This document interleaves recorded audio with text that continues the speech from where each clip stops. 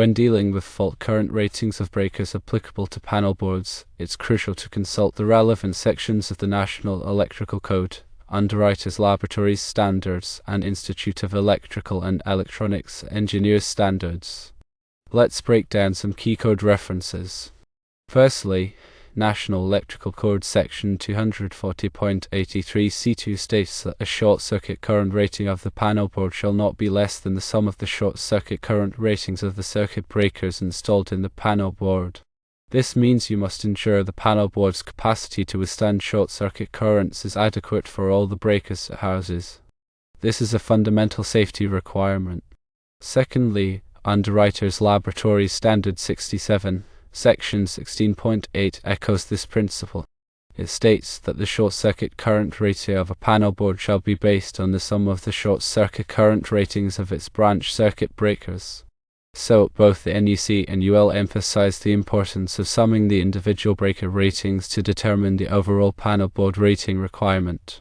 Thirdly, the Institute of Electrical and Electronics Engineers Standard C37.13 Section 9.5 reinforces this concept, stating that the fault current rating of a panel board shall be based on the sum of the fault current ratings of its branch circuit breakers. Therefore, these three standards, NEC, UL, and IEEE, are aligned on this critical safety consideration. In simpler terms, imagine a panel board as a container and circuit breakers as individual contributors to the fault current. The panel board must be able to handle the cumulative effect of all breakers' potential fault currents. If the panel board's rating is lower than the sum of the breakers' ratings, it creates a potential safety hazard. This could lead to equipment failure, fire, or even injury. The proper selection and coordination of circuit breakers and panel boards are essential for a safe and reliable electrical system. To clarify, short-circuit current rating refers to the maximum current that a component, such as a circuit breaker or panel board, can safely withstand during a short-circuit event. This rating is typically expressed in amps. When a short circuit occurs, a very high current flows through the circuit, potentially causing damage due to heat and electromagnetic forces. If the equipment's short-circuit current rating is exceeded, it may fail catastrophically.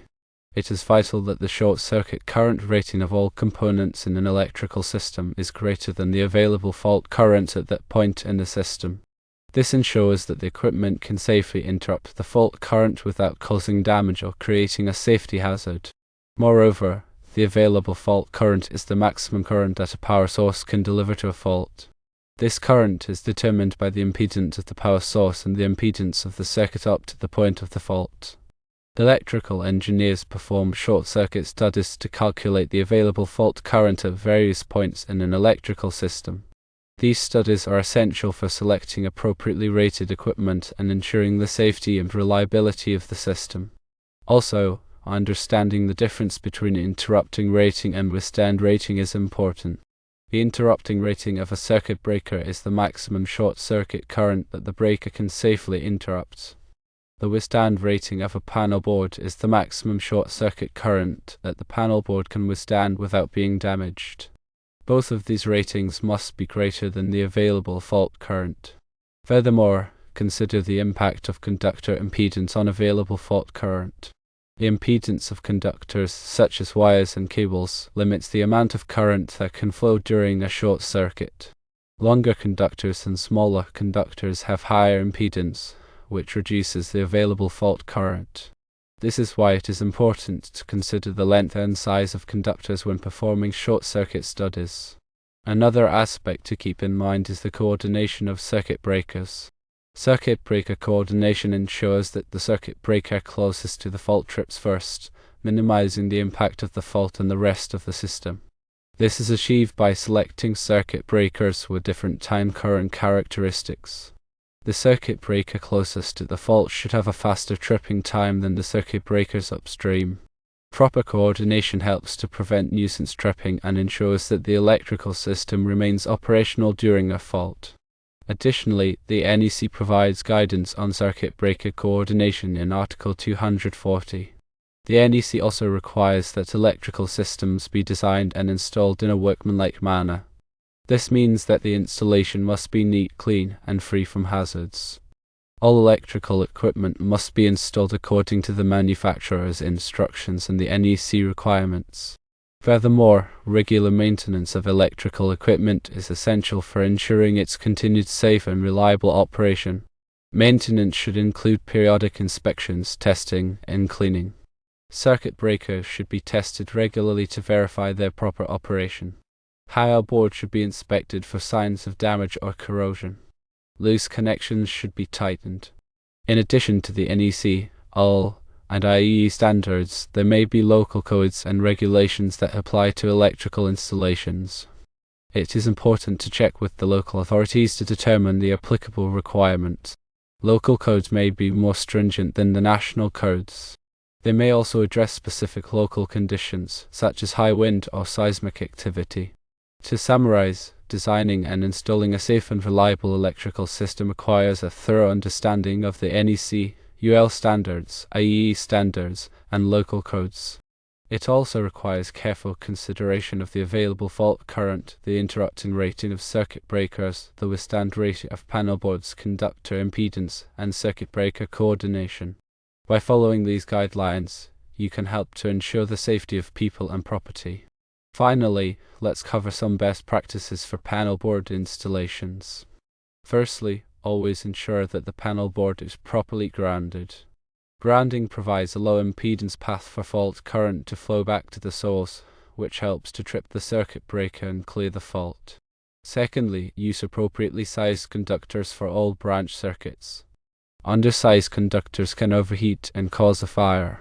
Thirdly, properly torque all connections. Loose connections can cause arcing and overheating. Fourthly, label all circuits clearly. Labeling makes it easier to identify and troubleshoot circuits. Fifthly, keep the panelboard clean and free from obstructions.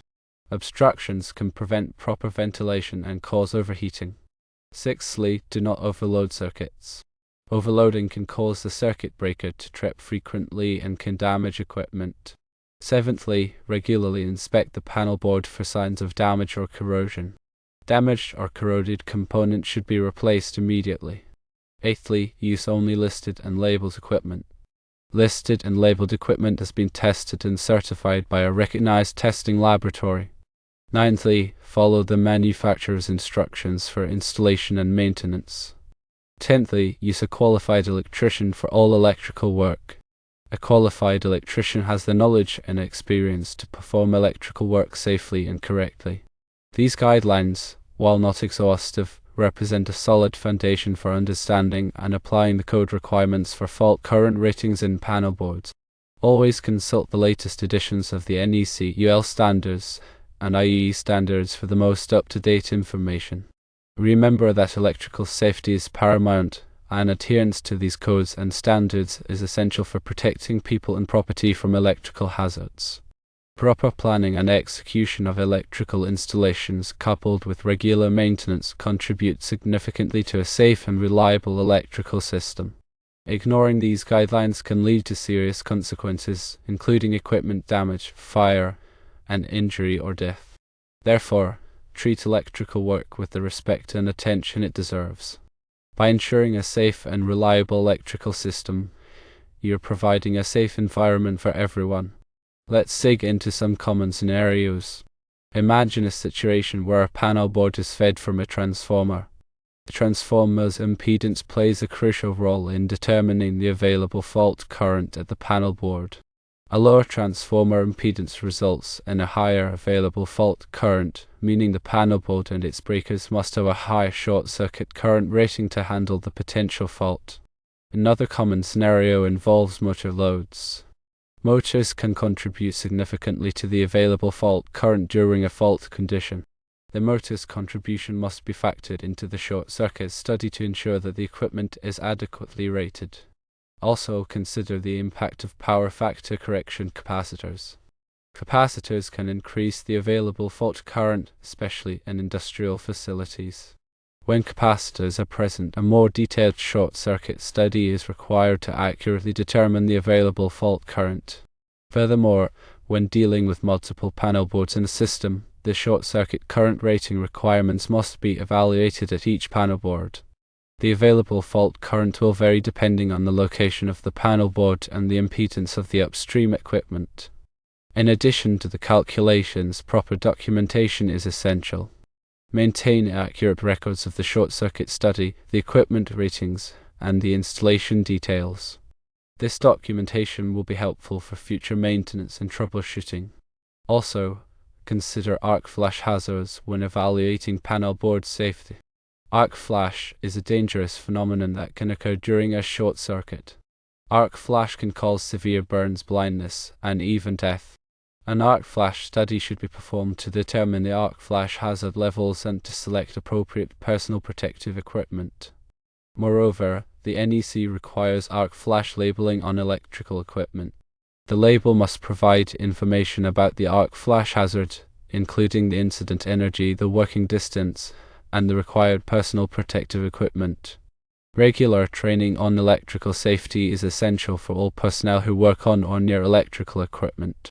Training should cover topics such as arc flash hazards, lockout/tagout procedures, and the proper use of personal protective equipment.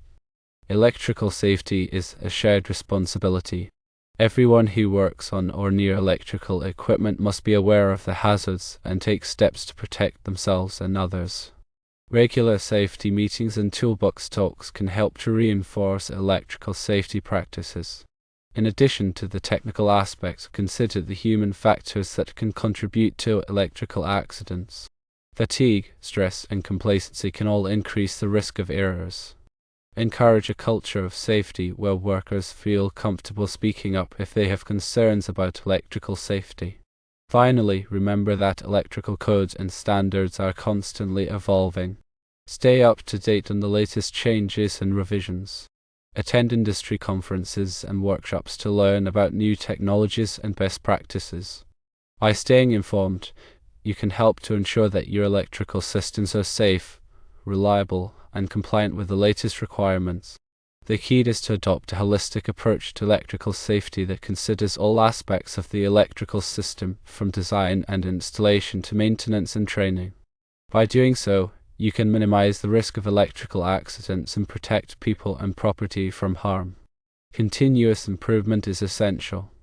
Regularly review your electrical safety program and identify areas where improvements can be made. Seek feedback from workers and incorporate their suggestions into your program. By continuously striving to improve, you can create a safer and more productive work environment. Remember, electrical safety is not just a set of rules, it is a way of life.